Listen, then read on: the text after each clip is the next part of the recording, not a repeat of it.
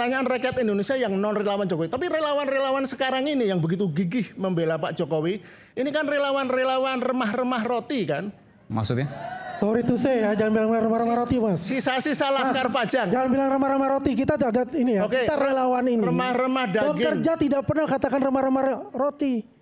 Dan itu asumsi seperti itu tolong ditarik mas. Ya Anda bukan jurnalis buat saya. Karena seorang jurnalis adalah cover both side. Selalu di tengah-tengah untuk mengatakan itu. Keberpihakan pada norma, prinsip, dan kebenaran. Dari mana Anda bisa mengatakan norma, prinsip, kebenaran? Kalau itu belum dicek di pengadilan. Kalau Anda tujuannya adalah mengecek ijazah Pak Jokowi. Gimana Oke Zoners? Seru kan episode Rakyat Bersuara kali ini? Sebelum lanjut nonton, jangan lupa like, komen, dan subscribe. Kalau udah, yuk kita lanjut nonton lagi. Kami melakukan riset-riset sejak April ya, dan mulai memproses menggunakan prosedur undang-undang kebebasan informasi publik, keterbukaan informasi publik.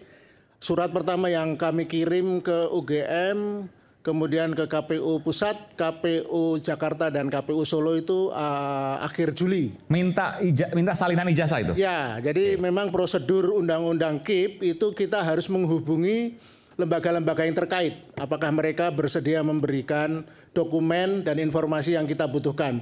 Kami meminta 20 jenis dokumen ke UGM, kemudian 7 dokumen untuk masing-masing KPU, dan 8 dokumen untuk Polda Metro Jaya. Oke, sebentar. Boleh saya elaborasi pelan-pelan ini ya. 20 dokumen dari UGM. Dokumen apa saja dan kepentingannya untuk apa? Wah, itu saya lupa kalau harus nyebutkan satu. Yang ada kurang lebih. Ya, yang jelas adalah ijazah, salinan ijazah untuk Pilpres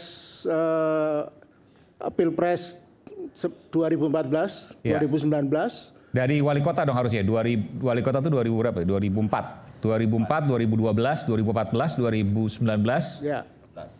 Ya, kemudian yang lain antara lain KRS, Kartu Rencana Studi, KHS, laporan KKN, dan banyak standar operasional prosedur tentang misalnya legalisasi ijazah dan sebagainya. Oh, jadi Anda ini bersama siapa nih? Kami bertiga. Siapa aja boleh Anda sebutkan? Ya, Mbak Leonie Lydia, beliau adalah pakar IT dari ITB, sekarang dosen di Bandung. Kemudian ada aktivis yang memang sudah beberapa kali mengajukan gugatan ke KIP. Ke KIP, Bung Lukas ini wartawan ya, tokoh independen. Beliau adalah salah satu pendiri dari AJI, Aliansi Jurnalis Independen. Saya ingin tanya ke Anda, Bung Lukas, kenapa Anda tiba-tiba sejak April ya, kok pengen tahu ijazah Pak Jokowi? Ada apa? Ya, karena insting jurnalistik ya. Itu satu. Kedua, rasa ingin tahu, curiosity. Nggak, insting apa? Anda bisa jelaskan itu? Ya, ini saya merasa ada sesuatu yang abnormal ya, anomali ya dari isu ijazah ini.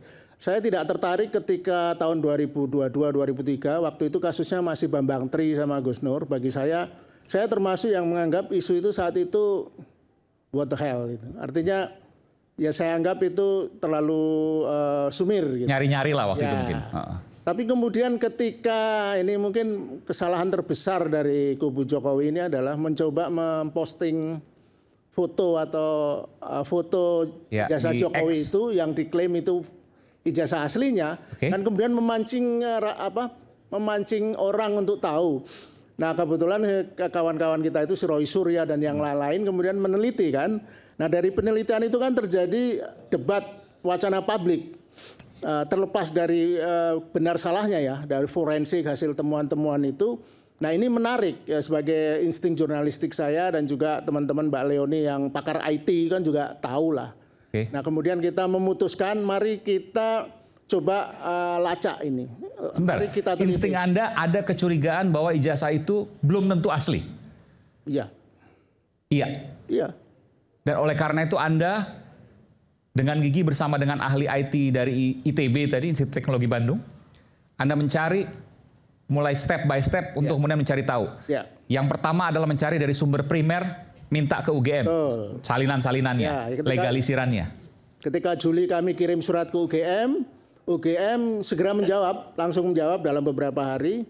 Tapi jawabannya yang kemarin menjadi sedikit skandal ya di sidang KIP. Ya. Karena jawaban pertama itu melalui email, tidak ditandatangani, tidak ada kop surat. Yang itu dipersoalkan oleh Majelis Komisioner KIP kan. Jadi seolah-olah tidak sah gitu? Iya, kan ditanyakan lah ini apa betul ini dari UGM. Tapi itu betul sebenarnya. Memang karena orang UGM yang ngasih? Ya, karena memang itu dikirim dari email UGM. UGM yang datang siapa waktu itu? Saya nggak tahu namanya. Tapi salah satu pejabatnya? 3 orang ya. 3 orang. Staf pejabat pengelola informasi dan dokumentasi. Oke. Nah, yang menarik adalah ketika jawaban surat kami yang pertama itu dijawab dengan cepat, tapi tidak ada isinya kecuali bahwa UGM tidak menguasai dokumen tersebut. Dari seluruh 20-nya ada. Termasuk legalisirnya, fotokopi legalisirnya tidak ada. Ya, yang legalisir ijazah itu diberi dalih bahwa dokumen tersebut sedang tidak dikuasaan kami karena sedang kami dikirim ke Polda Metro Jaya. Oke. Nah, kemudian beberapa data-data dokumen SOP, kemudian juga data-data yang lain itu mereka bilang kami tidak mempunyai. Alasannya? Tidak ada alasan bahwa mereka tidak punya SOP itu kan kemarin. UGM sama sekali tidak punya salinan ijazah Pak Jokowi? Tidak bilang begitu. Kalau salinan ijazah dikuasakan ke Polda Metro Jaya. Sudah tidak ada di UGM saat ini? Tidak. Jadi UGM tidak punya bahkan salinannya, itu yang mengherankan kami. Nah, ketika jawabannya yang begitu unik, kami kemudian mengajukan sesuai prosedur keberatan. Kita kirimi surat lagi. Kami antara lain minta bukti penyerahan dokumen itu ke Polda Metro Jaya. Antara lain sambil tetap meminta dokumen yang lain. Nah, kami mendapat surat jawaban yang menarik. Surat itu langsung dijawab dan dilampirkan dokumen serah terima dokumen dari Polda Metro Jaya yang jumlahnya sangat banyak. Tetapi seperti yang kemarin kita tunjukkan, hampir seluruh halaman surat atau dokumen serah terima dokumen itu di black out istilah saya, dihitamkan, disensor. Jadi sama aja tidak memberikan apa-apa. Nah, itu kemarin betul-betul dipersoalkan dan membuat heran banyak pihak kan. Nah, yang kemudian yang lain kemudian KPU Solo? Solo ya, yang Solo juga kontroversial adalah karena telat menjawab lebih dari sebulan, mereka lupa rupanya atau ketelingsut surat kami, surat email kami, dan baru dijawab lebih dari sebulan setelah kami kirim. Dan jawabannya ada 11 poin. Yang paling menarik dan kontroversial adalah poin ke-10. Apa itu? Yang menyebutkan bahwa sebagian dokumen yang kami minta, termasuk dugaan kami salinan ijazah, itu sudah dimusnahkan. Tapi kan sudah dibantah hari ini oleh KPU Solo. Bukan ijazahnya yang dimusnahkan, tapi nomornya. Itu yang disampaikan oleh KPU Solo. Tapi waktu KIP kemarin ini sekaligus saksi, Anda kan saksi juga di sana ya, menghadiri sidangnya. Yang dikatakan KPU Solo sudah dimusnahkan adalah ijazahnya, salinan ijazahnya. Tidak begitu juga. Makanya kan kemarin itu dalam sidang agak membingungkan sebenarnya. Karena kan Anda sendiri nggak jadi bingung? Iya, karena PPID Solo, staf PPID Solo ketika diminta maju oleh hakim komisioner untuk menjelaskan ini yang dimusnahkan apa, dia nggak bisa menjawab karena dia nggak tahu. Kemudian ada nggak berita acara pemusnahannya? Dia juga nggak tahu. Kapan itu dimusnahkan? Juga nggak tahu. Ada nggak salinan ijazahnya? Sempat tanyakan nggak itu? Tidak di sidang. Tidak. Karena mereka memang tidak memberikan. Jadi pada waktu itu tidak salah ketika asumsinya adalah salinan ijazah yang dimusnahkan. Ya itu kesimpulan logis ya. Karena kan jawaban nomor 10 itu related ke jawaban sebelumnya yang ngomong soal ijazah. Oke. Jadi intinya semua yang kami minta itu umumnya soal salinan ijazah sudah dimusnahkan. Iya, Tapi memang tidak terinci, tidak dijelaskan apa yang dimusnahkan. Oke. Baik. Sebelum saya pindah, saya tanya pada Anda kan wartawan senior, Pak Jokowi udah selesai. Kenapa isu ijazah Pak Jokowi ini penting buat Anda? Ya, ini masuk bagian substansi ya. Kan ini judulnya ilmiah atau fitnah soal ijazah. Saya bicara soal ilmiah saja ya. Soal fitnah biar pakar hukum dan para relawan ini yang suka saling fitnah ini. Saya ilmiah saja. Saya mendekati pakai 2 pendekatan ya. Saya jurnalis, punya minat pada sains dan filsafat. Jadi menurut saya ini adalah satu blunder besar dari kubu Jokowi. Dan artinya begini, isu ijazah ini menurut saya bukan perdebatan polemik soal ijazah. Tapi ada meta perdebatannya. Di balik perdebatan itu sebenarnya adalah pertarungan antara kubu keterbukaan melawan kubu ketertutupan. Maksudnya? Atau kubu kerahasiaan. Oke. Ya karena yang satu ingin membuka, Roy Suryo CS ingin membuka misteri ijazah itu, sementara kubu Jokowi ingin menutup, setidaknya menutup di hadapan publik luas. Bahwa itu sudah dibuka di kroninya polisi dan lainnya, itu soal lain. Tapi intinya sampai sekarang setelah 3 tahun, misteri itu belum terungkap. Nah itu satu ya. Jadi ini Padahal menurut Anda nggak masalah harusnya dibuka. Seperti ya, Pak Arsul misalnya. Gini Bung, kejujuran itu kan sederhana. Kalau Anda dituduh dan Anda tidak merasa melakukan kesalahannya, tunjukkan aja bukti-bukti bahwa Anda tidak salah. Kalau Pak Jokowi memang punya ijazah itu, ijazah UGM lagi, universitas yang membanggakan, kenapa disembunyikan? Apa tujuannya? Apa motifnya? Nah, begini, ijazah itu kan selain membanggakan, juga bentuk satu pengakuan gitu. Kalau malu, ijazah kan bukan celana dalam yang bolong. Yang malu untuk ditunjukkan ke publik. Jadi secara logika, secara filosofis tidak jelas ini motif ini. Dan ini kemarin saya di salah satu talkshow bilang bahwa Pak Jokowi langsung atau tidak langsung mempermainkan bangsa ini. Kenapa? Dengan isu ijazah. Karena tidak segera menunjukkan kalau memang asli. Kalau orang jujur dan punya asli, pasti harus ditunjukkan. Jadi tidak ada penjelasan psikologis, filosofis, dan ilmiah yang bisa membenarkan tidak maunya membuka. Bukan, tadi saya tertarik memainkan bangsa ini. Iya, ini saya. Sebentar, boleh nggak saya tanya, memainkan bangsa ini di mana maksudnya? Ya artinya dia kan mantan presiden 2 periode. Dia kan bukan Risa Khalid yang harus menyembunyikan praktek korupsi minyak. Dan atau para koruptor, para manipulator, dia presiden dan harus diakui periode pertama dia itu banyak yang memuja dan mendukung. Kita berikan tepuk tangan dulu buat Bung Refli Harun. Silakan. Jadi saya lanjutkan ya, bahwa ini bukan soal. Ini saya sedang bertanya karena menurut Bung Lukas, Pak Jokowi memainkan bangsa ini. Mempermainkan. Ya. Silakan. Ya. Ini nanti saya akan jawab. Jadi